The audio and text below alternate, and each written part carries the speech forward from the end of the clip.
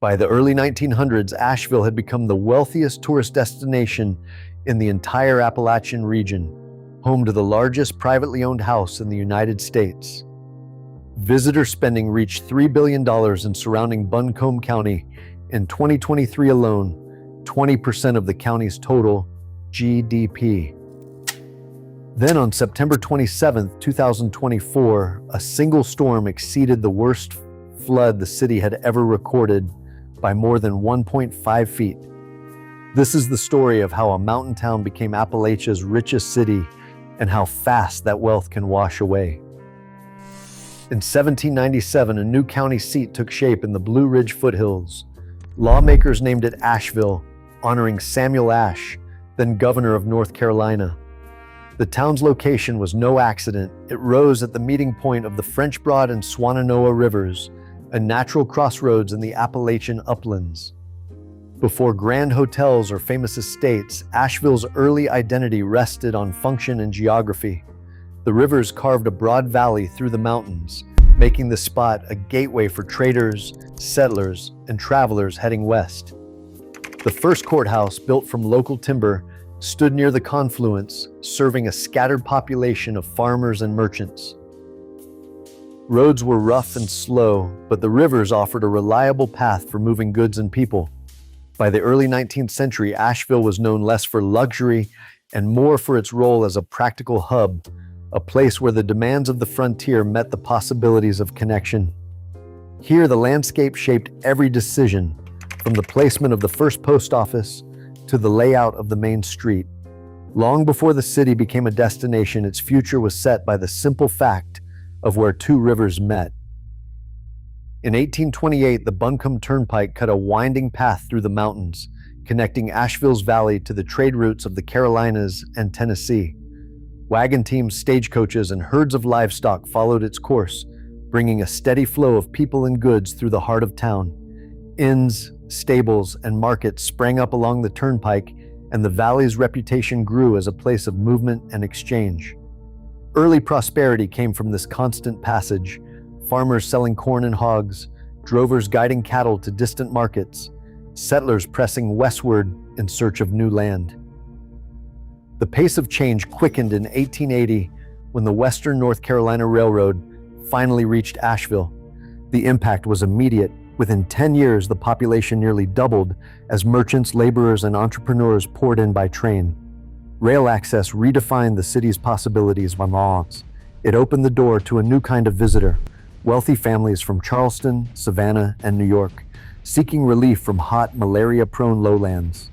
Asheville's cool air and mountain vistas, once a local asset, became a regional draw. The iron rails did more than move people. They transformed Asheville from a remote crossroads into a destination, setting the stage for the era of grand hotels and ambitious estates that would soon follow.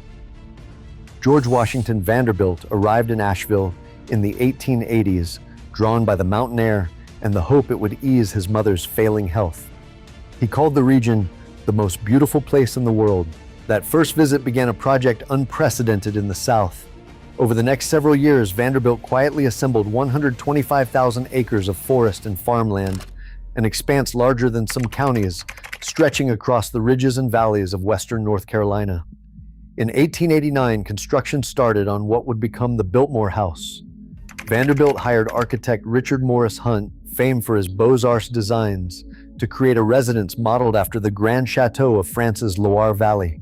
The scale was staggering: 178,926 square feet, more than 250 rooms, and a facade of Indiana limestone rising above the landscape. Frederick Law Olmsted, already famous for Central Park, was brought in to design the grounds. Olmsted's plans balanced formal gardens with sweeping meadows and miles of managed forest, setting a new standard for American landscape architecture. Work on the estate became one of the largest private construction projects of the Gilded Age. At its peak, more than 1,000 craftsmen, masons, and laborers worked year-round, many living in temporary villages built just for the job. The cost, roughly $5 million by the time the house opened, was a fortune, equal to nearly $200 million today. Every detail, from the carved stonework to the imported tapestries, was meant to showcase not just Vanderbilt's wealth, but his vision of harmony between art, nature, and progress. On Christmas Eve 1895, the Biltmore House opened for the first time, hosting family and friends in a private celebration. 3 years later, in 1898, Vanderbilt established the nation's first managed forest on the property and launched the Biltmore Forest School, the first forestry school in America. These decisions turned the estate into a living experiment in conservation and scientific land management, influencing forestry practices nationwide. The Biltmore legacy was never just about luxury, it was about reshaping the land and the city's future, setting a standard whose impact would echo far beyond Asheville's hills. The Battery Park Hotel opened its doors in 1886, immediately setting a new standard for what Asheville could offer visitors. Perched above downtown, it became more than a place to stay. It was a symbol of arrival for those seeking both health and high society. The hotel's advertisements promised relief from the heat and disease of the lowlands, touting Asheville's mountain air as a cure for weary lungs and restless minds.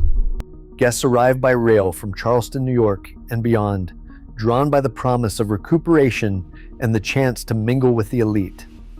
As the 20th century began, E.W. Grove saw even greater possibilities. Using profits from his patent medicine empire, Grove built the Grove Park Inn between 1912 and 1913, carving out a granite retreat on the northern slopes. The inn's massive stone walls and sweeping porches offered not just luxury, but a sense of sanctuary. Physicians and travel writers alike praised Asheville as a spa town, where the climate itself was part of the treatment. By the 1920s, tourism and medical care had become the city's main economic engines. Asheville's reputation rested on the idea that beauty and health could be bought, and that the mountains themselves were the greatest attraction of all. As the 1920s drew to a close, Asheville was in the grip of a building frenzy. City leaders poured money into public works, new roads, grand municipal buildings, streetlights, and the Art Deco City Hall, almost all funded through a web of high-interest municipal bonds. By 1929, Asheville's debt burden stood at the highest per capita of any American city, a staggering sum that would define its future for decades. Then the Great Depression struck. Tax revenues collapsed, banks failed, and the city's finances unraveled with alarming speed. Across the country, thousands of cities defaulted, but Asheville's council made a stark decision. Every dollar borrowed would be repaid, no matter how long it took. Services were slashed, growth stalled, but the city refused to walk away from its obligations. It took 48 years to clear the ledger. The final bond payment was made in 1977, closing a chapter of austerity and discipline that left Asheville with a preserved downtown and a reputation for honoring its word, no matter the cost. In March 1930, the Vanderbilt family made a decision that would reshape Asheville's fortunes. The Biltmore House, once reserved for private gatherings and family retreats, opened its doors to the public. This was not an act of grandeur, but necessity. Tourism revenue became essential as the Depression tightened its grip. Over time, the estate evolved from an exclusive sanctuary into one of the region's most reliable economic engines. By the early 2000s, more than 1 million people visited Biltmore each year, making it a cornerstone of Asheville's visitor economy. The estate's role extended beyond tourism. During World War II, Biltmore became a safe haven for treasures from the National Gallery of Art, including Gilbert Stuart's portrait of George Washington. While other landmarks faded or faltered, Biltmore's ability to adapt, first to economic crisis, then to national emergency, secured its place as both symbol and lifeline for the city. By the late 1970s, Asheville's long recovery from the Depression had quietly reshaped its future. Years of strict budgeting restored the city's financial reputation, but real prosperity returned only as Asheville reinvented itself for a new era. Small businesses began to fill the preserved downtown, and a wave of creative energy took hold. The first of a new breed of restaurants opened in 1979, followed by more in 1987 and 1995, each drawing locals and visitors alike. The River Arts District transformed old warehouses into studios and galleries, turning industrial remnants into a hub for artists and makers. Craft breweries found a foothold, fueling a reputation for independent spirit and innovation. Through it all, the Biltmore Estate remained the region's economic anchor, employing more than 3,000 people and expanding its reach with the addition of a winery in 1985. Boutique hotels, farm-to-table kitchens, and a growing art scene signaled a city on the rise. Yet beneath the surface, Asheville's new prosperity rested on the same rivers and lowlands that had always defined its fortunes: beautiful, inviting, and quietly vulnerable. Hurricane Helene made landfall in Florida on September 26, 2024, unleashing winds and rain that carved a path north toward the Appalachian highlands. By the following morning, the storm's remnants collided with the mountains of western North Carolina, drawing in a river of tropical moisture. Rainfall totals soared past every forecast. In Asheville, the French Broad River began to rise through the night, swallowing its banks and pushing into neighborhoods that had never seen water at their doorsteps. At 10:05 a.m. on September 27th, the river gauge at Pearson Street Bridge registered a provisional crest of 24.67 feet, 1.5 feet above the 1916 record that had long stood as the city's worst flood. Later, after review, the final number rose slightly to 24.82 feet. That difference, though small on paper, meant entire blocks disappeared beneath the current. Biltmore Village, once planned as a model community in the shadow of Vanderbilt's estate, was almost entirely underwater. The River Arts District, home to dozens of studios and galleries, saw water reach the second floors of historic warehouses. 80% of the district's buildings were inundated before noon. Across Buncombe County, destruction spread with the flood. More than 560 structures were swept away or collapsed under the pressure, and at least 901 suffered major damage. Emergency radio logs recorded the moment the county's mass fatality plan was activated, a phrase reserved for the gravest public disasters. The confirmed death toll reached 108 statewide, with 43 lives lost in Buncombe County alone. Many victims were found in homes or businesses that had never been mapped as high risk. Essential services failed in rapid succession. Power lines toppled, transformers exploded, and water treatment plants shut down as floodwaters surged through critical infrastructure. By midday, most of Asheville was cut off: no running water, no electricity, and no reliable phone or internet service. For days, the city operated in a near-total information blackout. Residents gathered at high ground or in makeshift shelters, relying on word of mouth and battery-powered radios for news. First responders navigated streets that had become rivers, marking addresses on clipboards where rescue was impossible and recording the names of those still missing. The scale of loss was unmistakable. Historic neighborhoods, commercial corridors, and cultural landmarks all suffered. The same rivers that once brought prosperity and connection now delivered a disaster beyond living memory. In the aftermath, the physical and human toll left Asheville facing a future shaped as much by its vulnerability as by its storied past. Tourism in Asheville did not just slow, it collapsed. Explore Asheville reported a projected 70% drop in visitor activity for the final quarter of 2024. That single figure translated into a loss of $584 million in revenue, an amount that rippled through every part of the local economy. Vic Isley, president of Explore Asheville, called the decline unprecedented in published statements. Hotels that once ran near capacity stood nearly empty. In October 2024, hotel occupancy fell 74% compared to the previous year. By November, it was still down 57%. The city's celebrated restaurants, galleries, and breweries faced a sudden drought of customers, with many closing their doors or reducing hours. The shock extended far beyond lost sales. Buncombe County's unemployment rate, which had hovered at 2.5% before the storm, soared to 10.4% in October. Thousands of hospitality and service workers found themselves out of work in a matter of weeks. 6 months later, unemployment remained at 6%, still the highest rate in North Carolina. The damage was not limited to tourism-facing businesses. Supply chains, maintenance crews, and local vendors all felt the impact as visitor spending evaporated.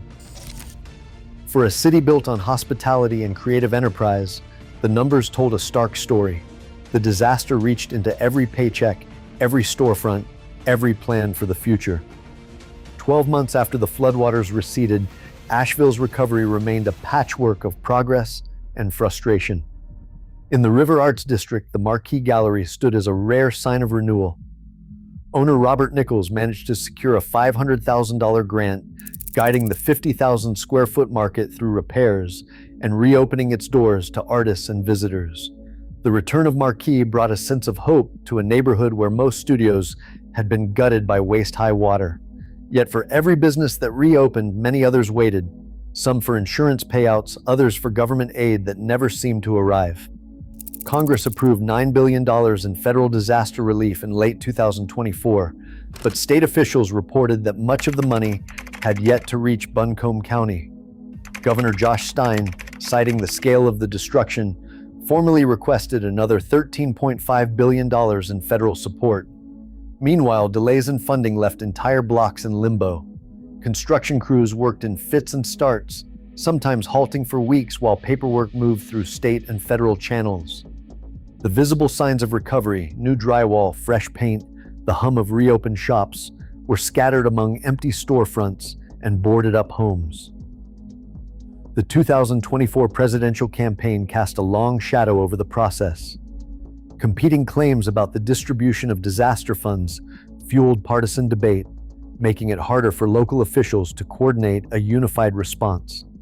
In neighborhoods that had once thrived on tourism and creative energy, the difference between reopening and true recovery grew sharper with each passing month. For many, the promise of help remained just out of reach, and the city's future felt suspended between hope and uncertainty. Today, Asheville's ornate skyline stands shadowed by $1.2 billion in flood losses and unemployment that doubled almost overnight. The same rivers that once built its fortune now redraw its future as federal relief, $1.86 billion, pledged in 2026, offers only a fragile lifeline. Beauty and risk remain inseparable here. The question now is whether resilience can outlast the next storm.